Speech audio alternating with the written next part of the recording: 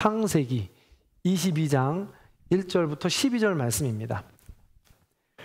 그 일 후에 하나님이 아브라함을 시험하시려고 그를 부르시되 아브라함아 하시니 그가 이르되 내가 여기 있나이다. 여호와께서 이르시되 내 아들 내 사랑하는 독자 이삭을 데리고 모리아 땅으로 가서 내가 내게 일러준 한 산 거기서 그를 번제로 드리라. 아브라함이 아침에 일찍이 일어나 나귀의 안장을 지우고 두 종과 그의 아들 이삭을 데리고 번제에 쓸 나무를 쪼개어 가지고 떠나 하나님이 자기에게 일러주신 곳으로 가더니 제3일에 아브라함이 눈을 들어 그곳을 멀리 바라본지라. 이에 아브라함이 종들에게 이르되 너희는 나귀와 함께 여기서 기다리라. 내가 아이와 함께 저기 가서 예배하고 우리가 너희에게로 돌아오리라 하고 아브라함이 이에 번제나무를 가져다가 그의 아들 이삭에게 지우고 자기는 불과 칼을 손에 들고 두 사람이 동행하더니 이삭이 그 아버지 아브라함에게 말하여 이르되 내 아버지여 하니 그가 이르되 내 아들아 내가 여기 있노라. 이삭이 이르되 불과 나무는 있거니와 번제할 어린 양은 어디 있나이까. 아브라함이 이르되 내 아들아 번제할 어린 양은 하나님이 자기를 위하여 친히 준비하시리라 하고 두 사람이 함께 나아가서 하나님이 그에게 일러주신 곳에 이른지라. 이에 아브라함이 그곳에 제단을 쌓고 나무를 버려놓고 그의 아들 이삭을 결박하여 제단 나무 위에 놓고 손을 내밀어 칼을 잡고 그 아들을 잡으려 하니 여호와의 사자가 하늘에서부터 그를 불러 이르시되 아브라함아 아브라함아 하시는지라. 아브라함이 이르되 내가 여기 있나이다 하매 사자가 이르시되 그 아이에게 내 손을 대지 말라. 그에게 아무 일도 하지 말라. 내가 내 아들 내 독자까지도 내게 아끼지 아니하였으니 내가 이제야 내가 하나님을 경외하는 줄을 아노라. 아멘. 우리 믿음의 고백을 하나님께 올려드리겠습니다. 하나님 좋습니다. 감사합니다. 사랑합니다. 하나님이 하시면 무엇인지 다 이루어집니다. 하나님 좋습니다. 감사합니다. 사랑합니다. 하나님이 하시면 무엇인지 다 이루어집니다. 하나님 좋습니다. 감사합니다. 사랑합니다. 하나님이 하시면 무엇인지 다 이루어집니다. 아멘. 하나님께 영광의 박수 올려드리겠습니다. 보통 11월 둘째 주 목요일은 대학 수학 능력 시험을 치르는 날입니다. 올해는 그래서 11월 14일이 수능 시험 날이죠. 요즘 시험은 예전에 저희들 혹은 저희 선배들 학력고사 치를 때랑은 좀 다른 것 같습니다. 뭐 학력고사나 수능이 처음 시작될 쯤에는 그날 시험이 거의 시험의 당락을 좌우했거든요. 근데 요즘은 좀 다른 것 같습니다. 수시, 정시, 내시, 뭐 시험의 유형들이 있고요. 학교마다 저마다 요청하는 이 성적 산출 유형들이 다르기 때문에 굉장히 많은 이 전략들이, 전술들이 좀 필요한 것 같습니다. 그래야 내가 원하는 대학에 그 시험에 합격할 수 있게 되는 것이죠. 이 땅의 모든 고3 수험생들이 수긍하고 긍정할 만한 노력의 산물로 시험의 결과를 받게 되기를 간절히 소망합니다. 그런데 비단 이런 시험은 공부에만 적용되지는 않는 것 같습니다. 찾아보면 시험의 종류가 굉장히 다양하죠. 운전면허 시험, 요양사 시험, 요리사 시험, 바리스타 시험, 베이커리 시험, 미용면허 시험, 중장비 시험, 목사고시, 교원고시, 또 뭐가 있을까요? 여러 가지가 있죠. 셀 수 없을 만큼 시험의 종류는 많이 있는 것 같습니다. 그런 의미에서 우리 인생은 시험과도 같다라고 이야기합니다. 눈에 보여서 눈에 보이는 자격을 얻기도 하지만 눈에 보이지 않는 시험을 통해서 눈에 보이지 않는 자격도 얻어가는 과정이라고 할 수 있는 것이죠. 그렇다면 우리는 이 시험을 왜 치러야 할까요? 근본적으로 본질적으로 인간들은 무슨 시험을 치러야 하고 어떤 시험을 치러야 하고 그 시험을 왜 치러야 되는 것일까라는 것이죠. 먼저 그 시험이 어디서 오고 왜 치러야 되는 건지부터 오늘 알아보기 원합니다. 오늘 본문 1절 말씀을 다시 한번 같이 읽어볼게요. 읽습니다. 시작. 그 일 후에 하나님이 아브라함을 시험하시려고 그를 부르시되 아브라함아 하시니 그가 이르되 내가 여기 있나이다. 아멘. 시험이라는 것은 무엇인가 확인하기 위한 절차입니다. 하나님은 아브라함을 시험하시기 위해 부르십니다. 그래서 시험의 출제자는 하나님이십니다. 응시자는 아브라함이죠. 그래서 우리가 지금 생각하는 전체 시험의 출제자가 하나님이라고 했을 때 아브라함은 그 응시자, 시험에 응시돼야 할 우리 모든 인간을 지금 대표한다. 우리 인간을 대표하는 응시자다라고 생각하면 좋을 것 같습니다. 그렇다면 하나님께서 그 시험을 통해 아브라함, 우리 인간에게 확인하고 싶은 것이 있다는 거예요. 그 시험을 통해서. 그게 뭘까요? 그게 뭘까요? 오늘 본문의 해답이 있습니다. 12절이죠. 자, 12절 말씀을 같이 한번 읽어볼게요. 시작. 내가 이제야 내가 하나님을 경외하는 줄을 아노라. 아멘. 그렇습니다. 시험의 목적, 출제자이신 우리 하나님의 시험의 목적은 하나입니다. 네가 나를 경외하는 줄 내가 알았노라. 네가 나를 사랑하는 줄 내가 알았노라. 네가 나를 삶의 주인으로 고백하는 줄 내가 알았노라. 그렇습니다. 하나님을 얼마나 더 사랑하느냐, 하나님을 얼마나 더 알아가느냐, 하나님을 얼마나 더 삶의 주인으로, 나의 왕으로 고백할 수 있느냐 하는 것이 시험의 목적입니다. 하나님은 그걸 확인하고 싶다는 거죠. 시험을 통하여서. 그래서 성경 곳곳에서는 하나님을 아는 것이 지혜의 근본, 지식의 근원이라고 말하는 것입니다. 그리고 수많은 인물들이 여러 가지 시험을 통해서 하나님을 아버지라고 고백하는 것이 이 성경 우리의 배우는 인물들의 주요 삶의 골자라는 것이죠. 하나님은 창조주요, 우리는 피조물입니다. 하나님은 아버지요, 우리는 자녀입니다. 하나님은 왕이시요, 우리는 그분의 자녀입니다. 우리 인생 전체 삶은 이것을 확인하는 시험의 연속입니다. 우리 인생은 시험을 통해 이렇게 그리스도의 장성한 분량까지 이르게 되는 것이죠. 그래서 그리스도의 장성한 분량의 마지막 이 도착 지점은 내가 피조물이었구나. 내가 하나님의 자녀였구나. 내 인생의 삶의 주인은 하나님이셨구나. 이거를 얼마만큼 진실되게, 얼마만큼 내 삶의 분야를 들여서 고백하느냐, 이걸 하나님께서는 받으신다라는 것이죠. 자, 이게 바로 시험의 출제자, 응시자, 그리고 시험의 목적이라고 한다면 오늘 아브라함이 당한 시험을 통하여서 우리는 어떻게 대처하면 좋겠는가? 그리고 그 시험의 내용들은 어떤 것들이 있을까 하는 걸 우리가 한번 살펴보기 원합니다. 아브라함의 인생 여정에서 받은 이 시험 문제는 무엇일까요? 시험 문제는요, 난이도에 따라 다릅니다. 아브라함이 받은 시험의 난이도는 극상에 해당합니다. 근데 시험의 난이도에 따라서 그 사람의 자격, 내지는 그 사람이 정체성, 내지는 그 사람의 아까 마음이라고 했잖아요. 이 모든 것들이 규정되는 것입니다. 결정되는 것이죠. 그 사람이 어떤 사람인지. 제21회 바르셀로나 올림픽에서 황영조 선수는 마라톤 분야에서 금메달을 땄습니다. 그 이후로 황영조 이퀄 마라톤입니다. 금메달이죠. 제21회 밴쿠버 동계올림픽에서 피겨 여왕 누구죠? 그렇습니다. 그냥 뭐 얘기하지 않아도 피겨 여왕 하면 김연아. 그때 올림픽 금메달을 땄습니다. 이런 시험들을 통하여서 거기에 맞는 난이도에 따라서 그 사람이 어떤 사람인지 규정되는 것입니다. 지금까지도 피겨 여왕 이 타이틀은 아무도 못 뺐습니다. 그냥 그때 그 일로 인해서 김연아가 단연 피겨 여왕인 것이죠. 마찬가지입니다. 아브라함도 이 22장의 사건을 통하여서 비로소 아브라함이 아브라함 된 것입니다.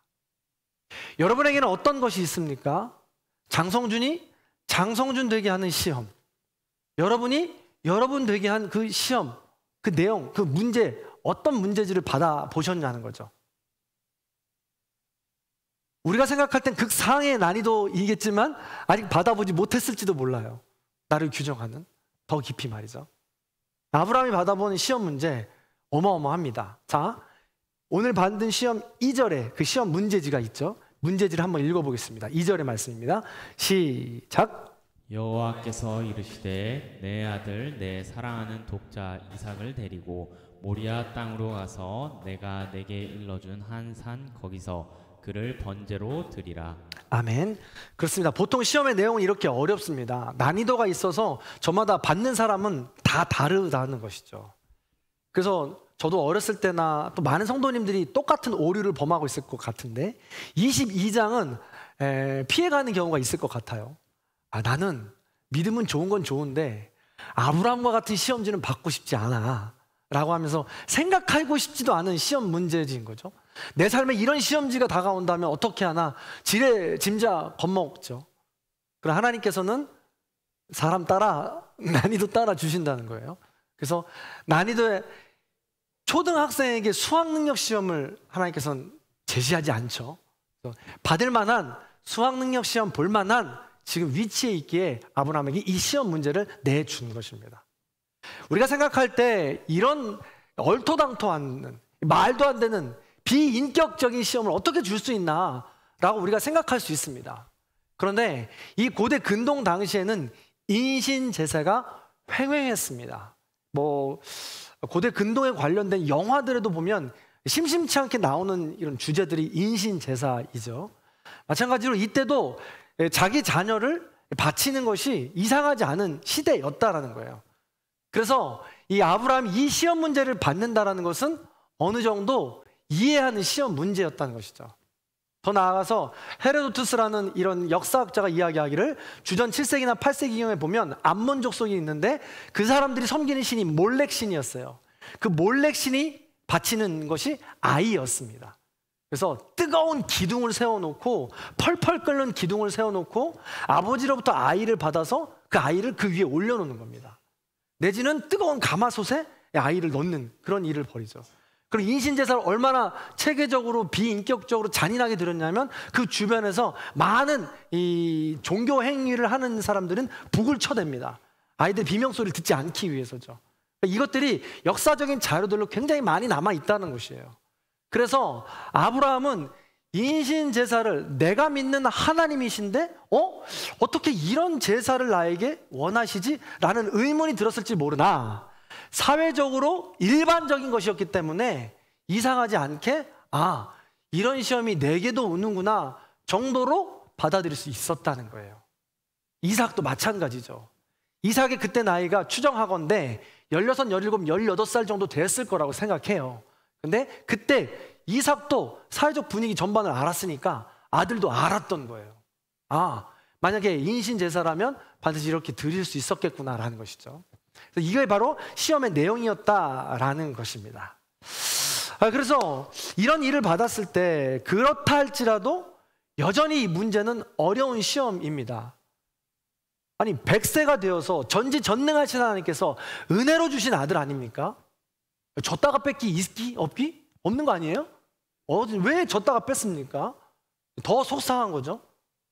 이런 마음 때문에 이 갈등을 할 수밖에 없다라는 것이죠. 다시 한번 생각해 보면 왜 이렇게 난이도별로 큰 고난을 줄까라는 것인데요. 시험 문제지를 받을 때 우리가 기억해야 될 것은 왜 이 시험 문제를 받나? 난이도별로 사람들에 따라 받나라는 것인데요. C.S. 루이스는 이걸 이렇게 표현했어요. 사람은 고난을 당하기 전에 하나님을 무시하는 습성이 있다. 고통은 못 듣는 이가 들을 수 있게 하는 하나님의 확성기다라고 이야기했습니다. 즉 우리 인생에 닥쳐오는 이 시험과 고난과 역경은 사실은요 없으면 아예 시험이 없다 하면 우리가 잘 사는 것처럼 보이지만 그것만큼 잘 못 사는 게 없다라는 거예요. 하나님 없이 성공하는 게 가장 큰 실패라고 합니다. 그런데 우리는 눈으로 보이는 재물이나 건강이나 내 마음이 평안하고 아무 일 없을 때 평안하다고 생각하고 성공한 거라고 생각합니다. 아무 일 없다고 생각합니다. 그러나 그때 우리는 우리도 모르게 나를 지으신 창조주 하나님을 무시하는 삶을 살아간다고요. 없는 것처럼 살아간다는 것입니다. 가장 큰 실패라는 것이죠. 하나님 없이도 내가 이만큼 살 수 있다니, 그런 인생으로 채워져서 하나님 부르시는 날 부지불식간에 갈 때가 되어 보십시오. 지금까지 살아온 인생을 어떻게 복귀할 겁니까? 그것만큼 불행한 인생이 없다는 것이죠. 그러므로 우리에게 난이도에 맞게 시시때때로 오는 이 시험은, 이 고난은 하나님께서 우리를 위하여 주시는 문제지다, 확성기다 라는 것입니다. 우리가 이걸 깨달아야 하는 것이죠. 그래서 난이도에 따라 주시는 시험지를 귀하면 귀할수록, 어려우면 어려울수록 기쁨으로 받아들일 수 있어야 된다는 것입니다. 시험 문제를 그렇게 말이죠. 아브라함의 시험 문제는 그런 것입니다. 사랑하는 성도 여러분, 지금 여러분은 어떤 시험 문제를 받고 계십니까? 평안하다면 감사하십시오. 오히려 기쁨을 찾으십시오. 하나님께 올려드리십시오.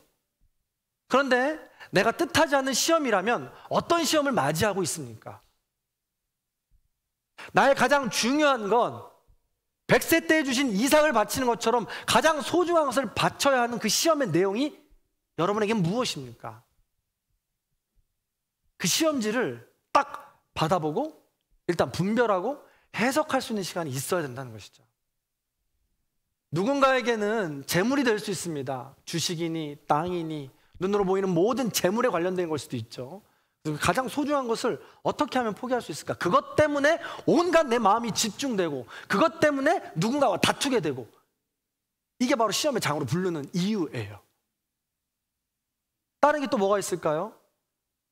교회나 일터에서 또 여러 곳에서 내게 맡겨진 자리가 있습니다.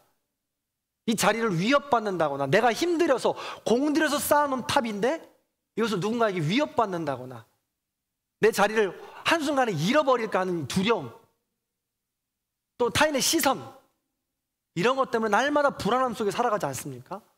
이 모든 것들이 다 시험이라는 것이죠. 하나님은 그렇게 내가 중요하게 생각하는 그 무엇인가를 내 뜻이 아니라 하나님의 뜻에 맞게 하나님 앞에 내어놓고 하나님을 주인으로 고백하길 원하신다는 거예요. 이게 바로 시험의 목적이요, 문제지요, 난이도에 따라 주어지는 시험장인 것입니다. 자, 그렇다면 이 시험을 우리는 어떻게 대처해야 할까요? 어떻게 대응해야 할까요? 어떻게 풀어나가야 할까요? 아브라함을 통해서 우리는 배울 수 있습니다. 먼저 이 시험을 우리가 다시 한 번 더 기억해 보면, 고통은 누구에게나 온다는 사실 잊지 마십시오. 그래서 어거스틴은 이런 말을 했어요. 고통과 시험을 같은 말이라고 했을 때, 시험은 똑같지만 시험을 당하는 사람은 동일하지 않다. 우리 모두에게 시험은 온다는 거예요. 그런데 경중이 있을지 모르지만 그 시험이, 경중을 누가 정의하기 힘든 거죠. 내 손끝에 박힌 가시가 제일 아프니까요. 그래서 악한 사람은 그 시험을 당하면서 하나님을 비방하고 모독하지만, 선한 사람은 그 시험 속에서도 하나님을 찾으며 하나님을 찬양한다. 그래서 시험은 어떻게 당하느냐가 문제다라는 것이죠. 시험이 있느냐 없느냐가 문제가 아니라 시험을 어떻게 대응하느냐, 풀어나가느냐가 문제라는 것입니다. 아브라함은 어떻게 풀어갔냐라는 것이죠. 첫 번째, 이 시험은 필수 과정이다라는 것을 우리는 이해해야 합니다. 자, 우리가 아까 나누었듯이 1절에 보면 창조주 하나님은 피조물 아브라함을 시험하시기 위해 부르셨습니다. 시험은 창조주이신 하나님의 특권입니다. 고유한 권리입니다. 그래서 우리는 그 시험을 치르고 순종해야 된다는 것이죠. 또한 그 시험은 우리를 괴롭히기 위한 것이 아닙니다. 결국은 우리가 승리하기 위해서, 우리의 행복한 삶을 위해서 하나님께서 난이도에 따라 주시는 시험이라는 것이죠. 그래서 하나님의 특권이기도 하지만 나를 위해서 반드시 필요한 과정이다라는 것이죠. 그래서 시험은 나를 위한 필수 과정입니다 라는 것만으로 이해해도 우리는 시험의 반 정도는 잘 풀 수 있다라는 것이죠. 예컨대 이런 것입니다. 고3 수험생들을 생각해 보시기 바랍니다. 고3 수험생들에게 시험 없이 본인이 하고 싶은 걸 다 하게 할 수 있습니까? 시험을 왜 치릅니까? 면접을 왜 보죠? 또 11월 14일 날 시험을 왜 봅니까? 그 시험들을 통해서 이 아이가 본인이 지망하고 싶은 대학과 본인이 지망하고 싶은 학과에 얼마만큼 재능이 있는지, 얼마만큼 소망이 있는지, 얼마만큼 사명감이 있는지, 이것들을 두루두루 살펴서 그 자격에 맞는, 그 시험의 자격에 맞춰서 가치를 아는 그 아이를 선출하는 거 아니겠어요? 그래서 잘 대학에서 훈련시켜서 이 세상에 빛과 소금의 역할로 내보내는 것이죠. 그래서 자기 자신만이 아니라 이 세상의 모든 힘들고 어려운 사람들에게 밝은 세상을 위해서 일하라고 그 아이들을 보내는 거 아니겠습니까? 이게 바로 신앙의 목적이, 시험의 목적이죠. 그래서 그런 시험을 치른 아이들이 일평생 본인이 배운 전공 가지고 행복하고 자아 실현을 하면서 복된 삶을 살아가는 거 아니겠습니까? 이게 바로 시험의 목적이죠. 그래서 나를 위한 필수 과정이구나라는 것을 이해해야 한다는 것입니다. 그래서 시험은 당연한 것입니다. 더불어 시험은 과정입니다.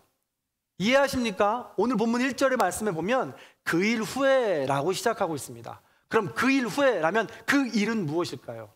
세번역에 보면 더 가까운 일이라고 표현해요. 바로 이 일 후에라고 표현하죠. 그래서 지난 시간에 일을 살펴보면 아브라함이 아비멜렉 왕과 조약을 맺은 그런 일입니다. 근데 이 아비멜렉이 떠나고 난 후에 에셀 나무를 심고 거기서 영원하신 하나님을 고백하며 예배를 드렸다고 했습니다. 그 영원하신 하나님을 고백하는 에셀 나무가 무슨 의미라고 했습니까? 이거야말로 과정이고 단계죠.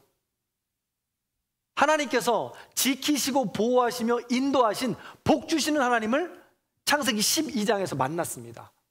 기근과 가족 간의 갈등과 전쟁, 또 마음의 공허함, 외로움, 하나님에 대한 원망, 이런 모든 이 우여곡절 속에서도 나를 지키시고 복 주시는 분이 하나님이시구나 하는 것을 고백하는 삶을 살아간 거죠. 1년에 소소한 중간고사나 수행평가나 작은 시험들을 보면서 살았다는 거예요. 더 나아가서 아주 큰 기말고사를 봤죠. 그게 뭐예요? 나는 아들을 100세가 되어서 노경이 되어서 노년이 되어서 아들을 낳을 수 없는데 전지전능하신 하나님께서 은혜를 베풀어 주시는 바람에 아들을 낳을 수 있었잖아요.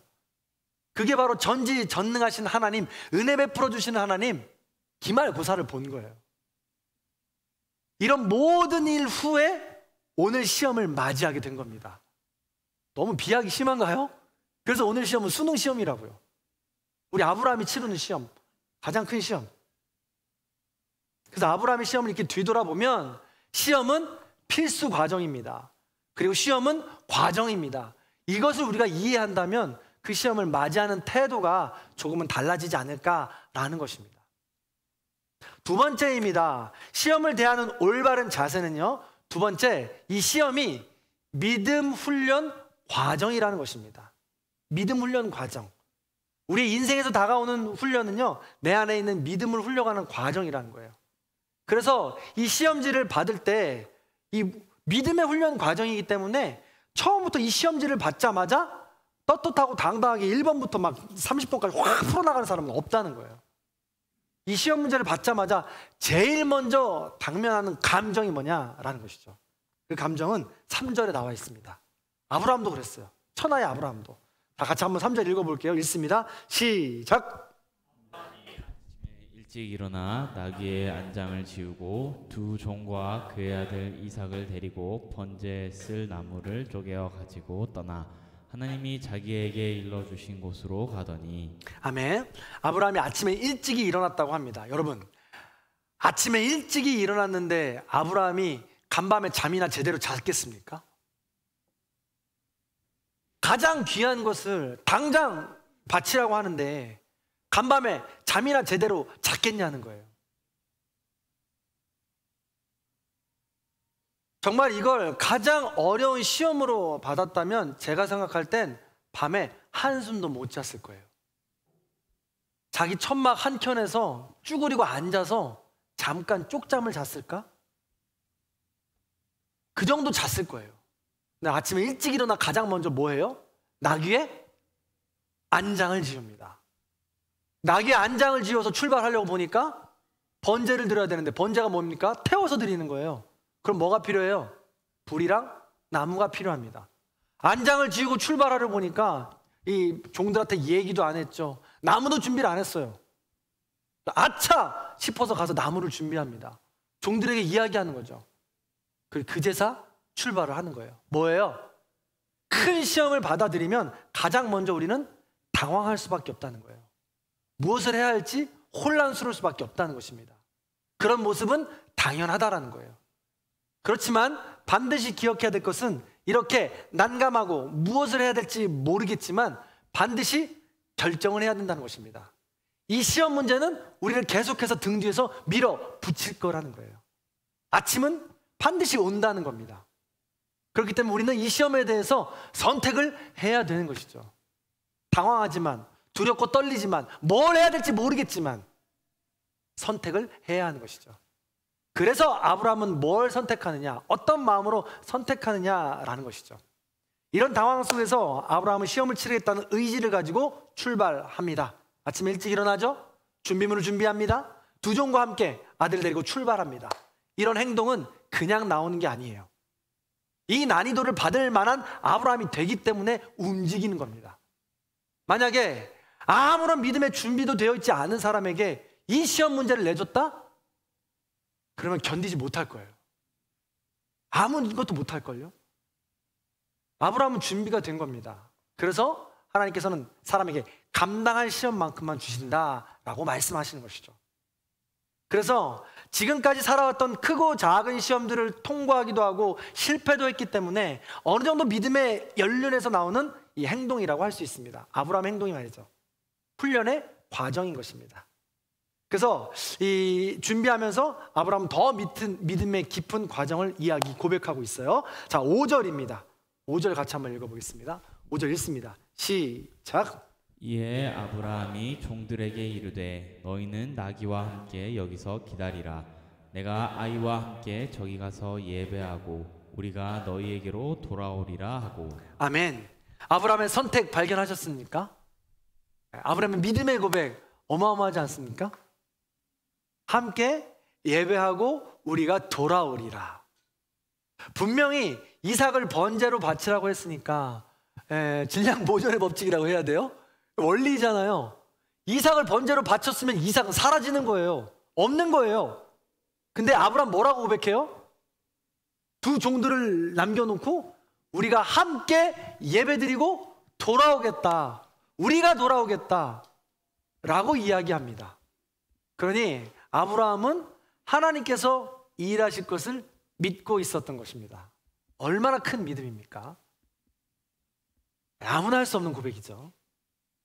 그래서 아브라함은 이 고백뿐만이 아니에요. 이후에 이 고백을 가지고 제자들에게도 영향력을 끼치는 삶으로 남겨두고 산을 오릅니다. 아들과 함께 장작과 불을 가지고 오르게 되죠. 오르면서 아들 이삭이 묻습니다. 뭐라고 물어요? 이 본문 자체가 굉장히 짠합니다. 이삭이 물어요.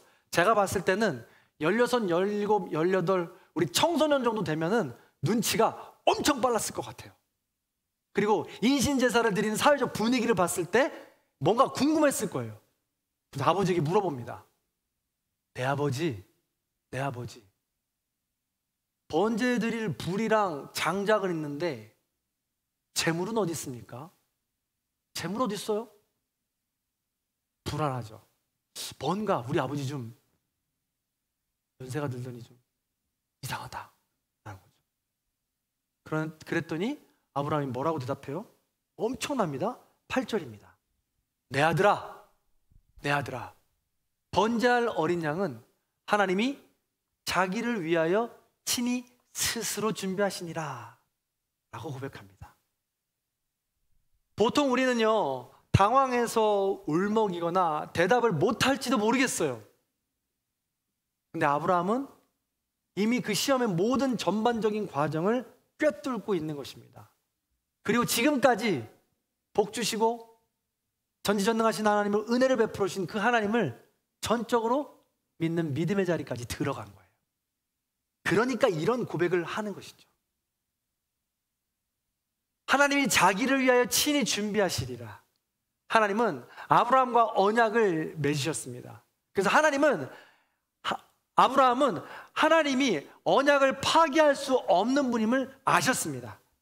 그래서 지금까지 보아하니까 하나님께서 한 번도 약속을 지키지 않으신 적이 없으십니다. 그러니 이번에도 분명히 하나님 자신을 위해서 자신이 스스로 준비해 놓으셨을 것이다 라는 믿음을 갖게 된 것이죠. 나는 모르지만,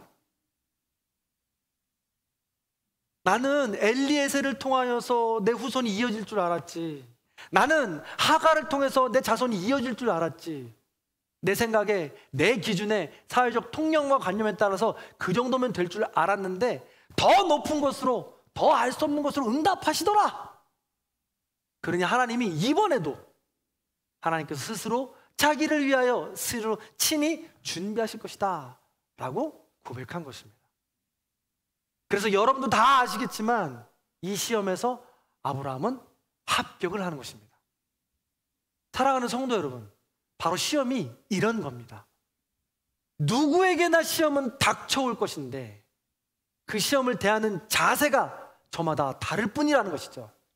그러므로 믿음은, 이 시험은 당연한 것이다, 필수 과정이다 라는 것을 기억하시고, 두 번째, 이 시험은 우리의 믿음을 훈련하는 과정이다 라는 것을 우리가 기억하며, 지금까지 지켜주신 하나님이 내가 모르는 더 큰 계획으로 우리를 앞으로 더 이끌어 가시고 이 시험에서도 승리하게 하실 거라는 믿음을 가지고 나아가는 것입니다. 우리 하나님은 그 고백을 기다리고 계시는 것이죠. 그 시험의 승리를 통해서 네가 이제야 나를 사랑하는 줄 알겠다라고 말씀하는 것입니다.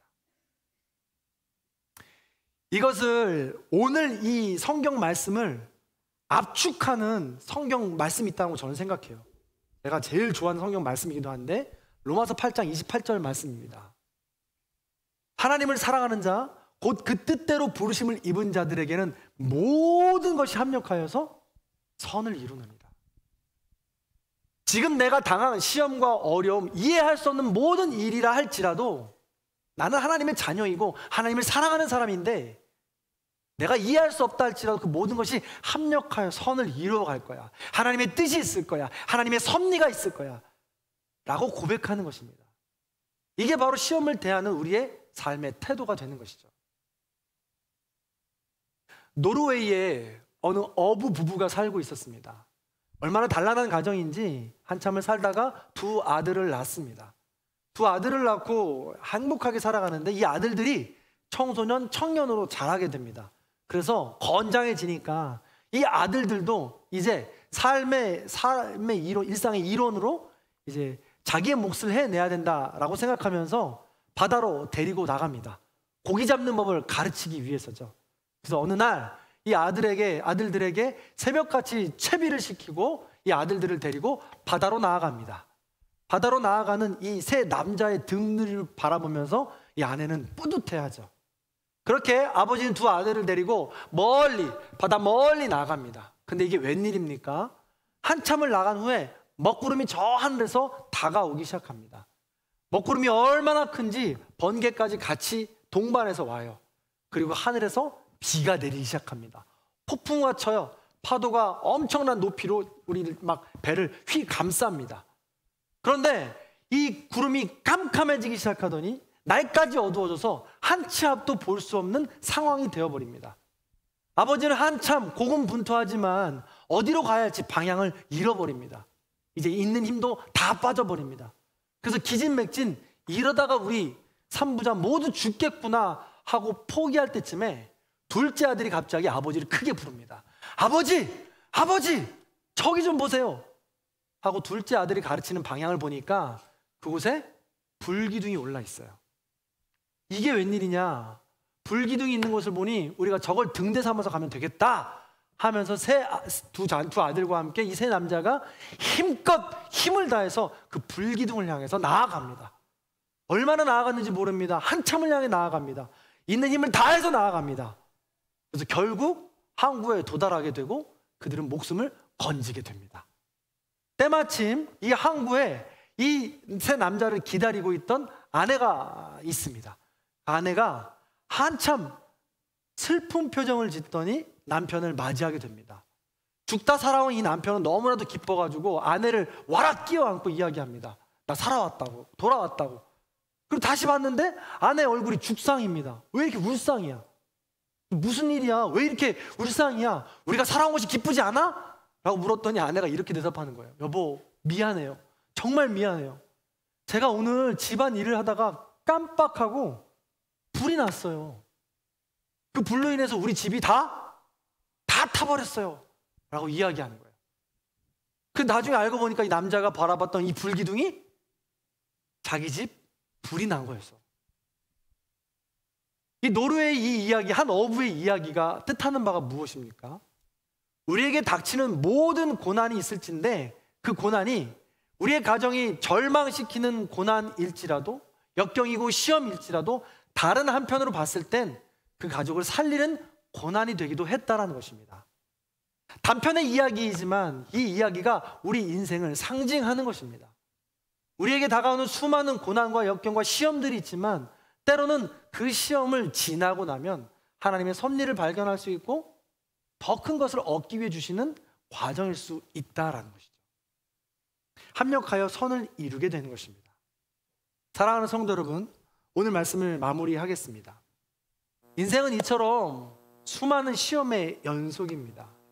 이 시험의 목적은 하나님을 알아가는 것입니다. 하나님을 더 깊이 사랑하는 것입니다. 하나님을 나의 왕이요 주인으로 고백하는 것입니다. 이 시험은 필수 과정입니다. 나를 위해서 오는, 또 인간이라면 모두에게 오는 필수 과정이기 때문에 피할 수가 없습니다. 다만 그 시험을 어떻게 대하느냐, 우리의 삶의 태도가 결정짓는 것이죠.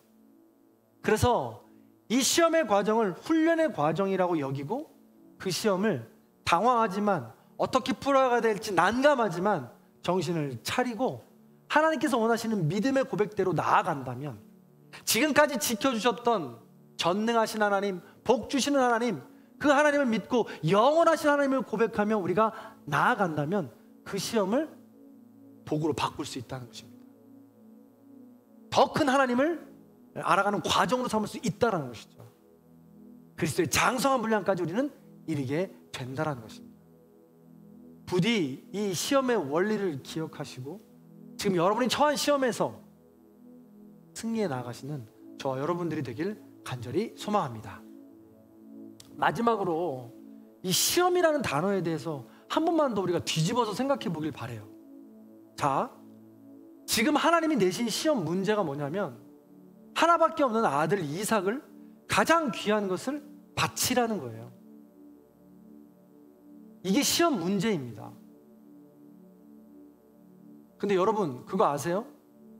시험 문제를 내는 시험 제출자는 그 시험 문제를 풀 수 있는 능력이 있는 사람이에요. 그 시험 문제를 이미 다 알고 있는 사람입니다. 출발부터 결과까지요. 그런데 다 안다고 해서 그 시험 문제를 내 대신 풀어줄 수 있나요? 우리 수학 선생님이 있다고 생각해 보세요. 우리 수학 선생님이 모든 문제를 잘 풀어서 너무나도 잘 압니다. 근데 내가 사랑하는 그 제자가 수학 시험을 잘 못 봐요. 그렇다고 해서 그 사랑하는 제자를 위해서 수학 능력 시험장에 대신 들어가 줄 수 있나요? 없잖아요. 근데 이 문제를 뒤집어서 이 시험 응시자가, 아니 이 시험 제출자가 이 시험에 직접 응시해 주셨다는 거예요. 누가요? 하나님이요. 하나님께서는 하나밖에 없는 독생자를 이 땅에 보내주시고 십자가에 달리기까지 그 시험을 처음부터 끝까지 이루신 분이세요. 아브라함아, 아브라함아, 됐어, 거기까지면 됐어 라고 멈추신 분이 아니라는 거예요. 오히려 하나님은 하나밖에 없는 독생자 예수를 십자가에 제물로 바치기까지 그 시험을 완성하신 분이세요. 그래서 그 시험을 바라보는 우리는 뭐라고 고백해야 돼요? 하나님의 고백을 따라서 우리도 고백해야 돼요. 아, 하나님, 제가 이제야 하나님이 나를 얼마나 사랑하는 줄 알겠습니다. 알겠습니다.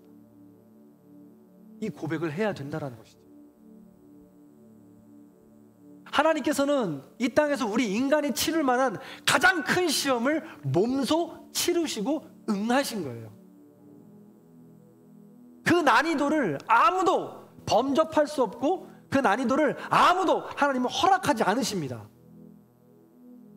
다만 비슷한 모의고사 같은 것을 우리에게 내려줄 뿐이에요. 그래서 우리는 십자가를 바라보면서 그 시험을 치르시고 그 시험을 이기신 하나님, 우리 주 예수 그리스도를 기억하면서 우리에게 맡겨진 그 시험 문제를 풀 뿐이에요.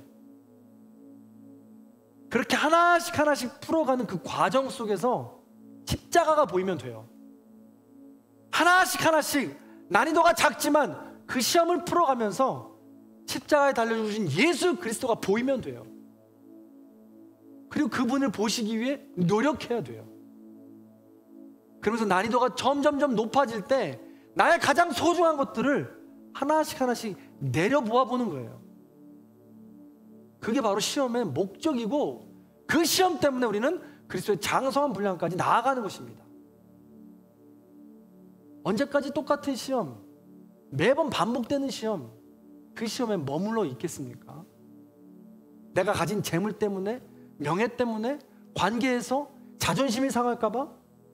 하나님께서 원하시는 것은 내 마음과 정성과 뜻을 다하여 힘을 다하여 내 하나님을 사랑하라는 것이고, 그 받은 사랑 가지고, 그 십자가의 시험 가지고 내 이웃을 내 몸처럼 사랑하라는 것인데, 용서하라는 것인데, 용납하라는 것인데, 가장 귀한 것을 내려놓으라는 것인데, 그걸 내려놓는 그 과정이 하나님을 창조주여 아버지요 주인으로 고백하는 그것인데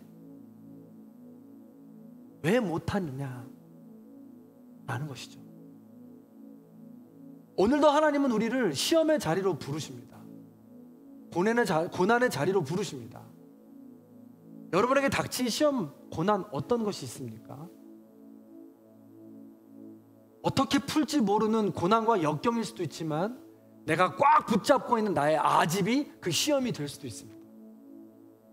그럼 모든 과정 가운데 그 시험을 이기시기 위해서는 오직 내 마음의 한 자리, 내 마음의 중심, 내 마음의 그 자리의 주인은 하나님이십니다. 주님, 이 시험을 이기게 하시고 내 마음에 들어오셔서 그 사랑으로 승리하게 하여 주시옵소서 라고 고백해야 합니다. 이 과정, 회개의 과정, 하나님을 알아가는 과정 없이 날마다 그 자리에 머물기만 한다면 제일 손해보고 제일 불행한 것은 나 자신입니다. 자신인 것이죠. 부디 오늘 말씀을 기억하시면서 시험의 의미와 목적과 시험의 이런 내용들을 기억하셔서 시험의 자리로 부르시는 하나님 앞에 제가 여기 있습니다 라고 겸손하게 고백하시고, 그 시험을 다 치르신 이후에도 제가 여기 있습니다 라고 담담하게 칭찬으로 고백받을 수 있는, 인정받을 수 있는 저와 여러분의 삶이 되길 바랍니다. 그 마음을 가지고 기도하는 마음으로 이 찬양을 함께 나누겠습니다. 가사를 잘 생각하시면서 음표를 보시면서 따라와 보시기 바랍니다.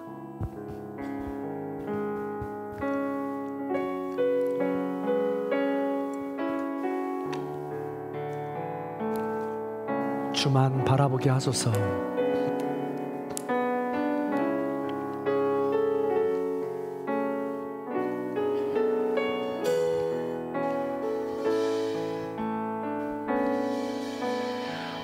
우리들을 위하여 십자가에 못 박혀 모든 죄를 용서하사 의인 삼아 주신 주, 어떤 일이 있어도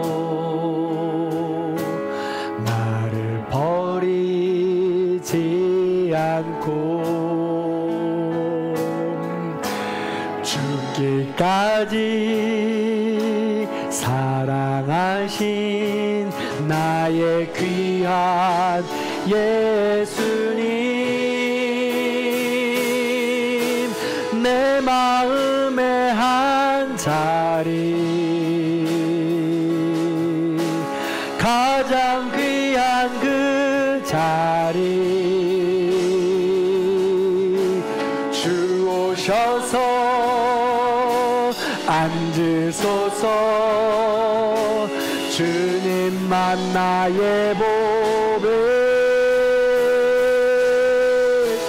내 마음의 한 자리, 가장 귀한 그 자리, 주 오셔서 다스리소서.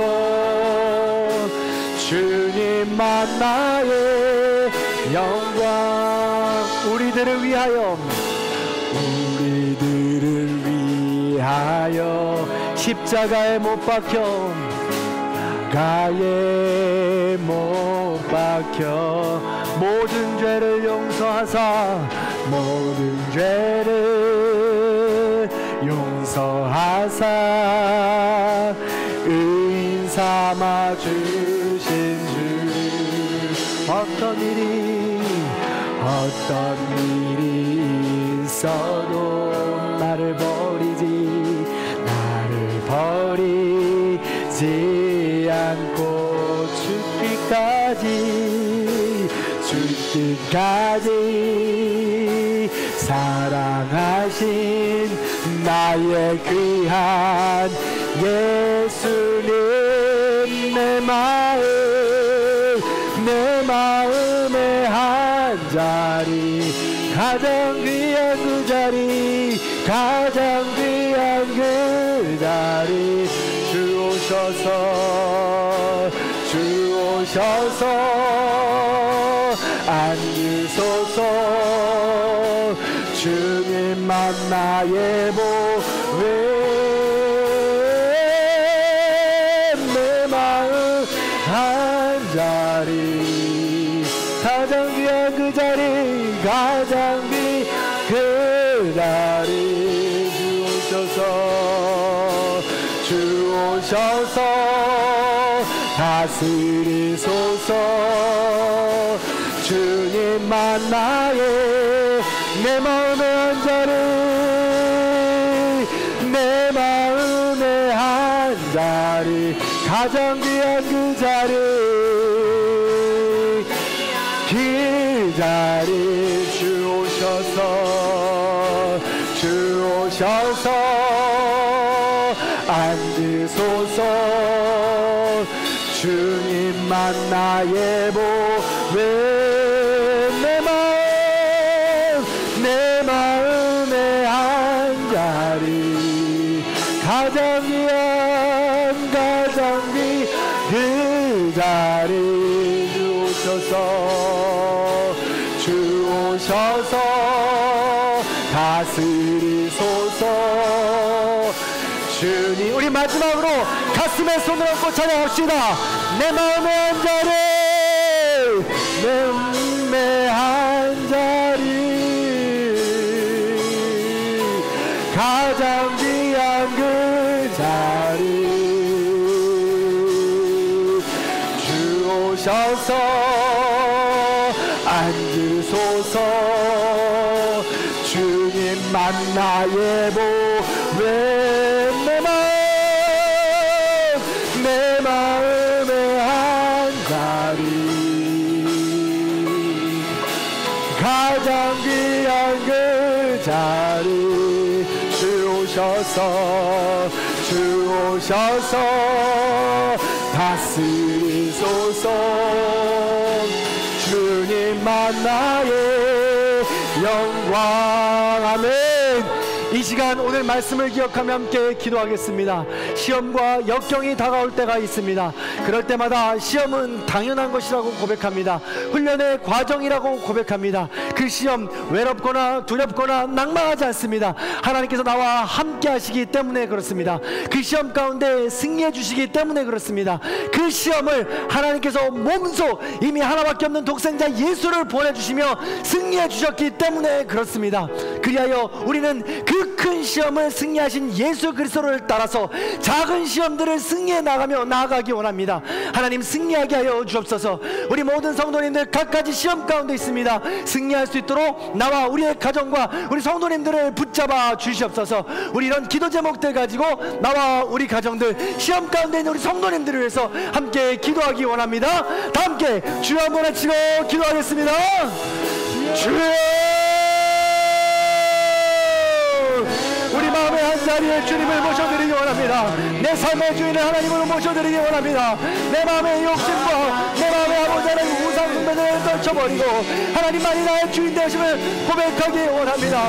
아버지 하나님, 내 삶의 주인을 나라고 고백하며 살아갑니다. 아버지 하나님, 우리 삶 가운데 수많은 고난과 역경과 시험 가운데 하나님을 주인으로 삼지 못하고 아버지 내 능력과 내 힘과 내 경험을 그들 풀어가보려고 합니다. 또한 하나님을 의지하지 못하고 절망 가운데 빠져버립니다. 아버지 하나님, 이 모든 시험과 역경 가운데 그것을 뛰어넘는 전지전능하신 하나님이 계시다는 것, 하나님께서 우리를 더욱더 깊은 자리로 인도하신다는 것, 그것을 믿음으로 고백하고 나아가는 것입니다. 그것이 시험의 목적입니다.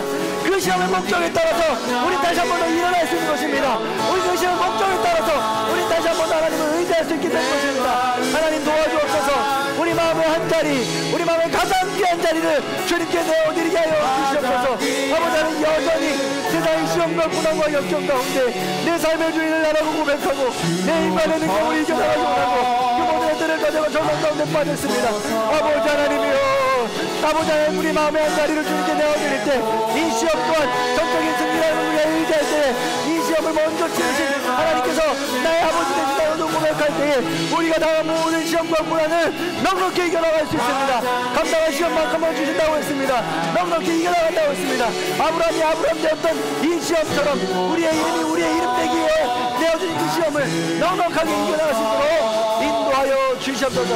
함께 할 수 있는 주님과 함께 인도하여 주시옵소서. 사랑과 은혜가 풍성하신 하나님 감사합니다. 우리가 어떠한 고난과 역경과 시험 가운데 살아간다 할지라도 그 시험이 결국은 우리를 위한 것임을 다시 한번 깨닫습니다. 그 시험을 통하여 하나님을 더 사랑하고 더 알아가고 우리의 주인으로 고백하기 위함임을 우리가 깨닫습니다. 그러므로 이 시험 가운데 좌절하지 않게 하여 주옵소서. 절망하지 않게 하여 주옵소서. 가진 모든 것 갖고 욕심 부리지 않게 하여 주시옵소서. 그리하여 우리에게 닥친 모든 시험을 통하여 하나님을 더 깊이 알아갈 수 있도록 도와주시옵소서. 먼저 우리의 시험을 친히 담당하여 주시고 십자가에 달려 죽으신 그 하나님의 놀라운 사랑, 그 시험을 우리가 먼저 기억하게 하여 주셔서 그 큰 시험에 먼저 승리하게 하여 주셨사옵나니 우리의 작은 시험들, 그 시험을 바라보고 승리해 나아갈 수 있도록 도와주시옵소서. 내 손끝에 가시가 가장 아픈 법입니다. 우리 모든 성도님들 아무에게도 말하지 못하고 누구에게도 말하지 못할 큰 시험 가운데 있습니다. 역경과 고난 가운데 있습니다. 아픈 마음 가운데 있습니다. 그런 모든 성도님들 좌절하지 않게 하시고 절망하지 않게 하시고 욕심 가운데 머무르지 않게 해주시고 오직 그 너머에 계신 하나님을 바라보게 하여 주옵소서. 전지전능하신 하나님, 영원하신 하나님, 시험을 이기게 해주신 하나님, 그 하나님과 동행하며 넉넉하게 승리할 수 있는 우리 모든 성도님들 될 수 있도록 인도하여 주옵소서. 그리하여 아브라함이 아브라함 될 수 있었던 그 시험이 우리가 될 수 있는 시험이 되어서 하나님의 자녀로 인침받고 칭찬받고 승리할 수 있는 거룩한 시간들이 될 수 있도록 인도하여 주시옵소서. 지금은 우리 주 예수 그리스도의 은혜와 하나님 아버지의 극진하신 사랑과 성령님의 감화 감동 교통하심의 역사가 필수적으로 닥쳐오는 시험 가운데 그 시험을 믿음의 과정으로, 훈련의 과정으로 먼저 담당해 주신 예수 그리스도의 그 사랑으로 다시 한 번 더 이겨나가기를 결단하고 소망하는 우리 모든 성도님들 머리 위에, 원근 각처에 흩어져 있는 자녀들과 부모님들, 그리고 이 나라 이민족, 또한 지금도 세상의 시험과 역경 가운데 신음하고 있는 이 땅의 모든 주님의 자녀들에게 이제로부터 영원토록 함께 하시기를 간절히 축원하옵나이다. 아멘.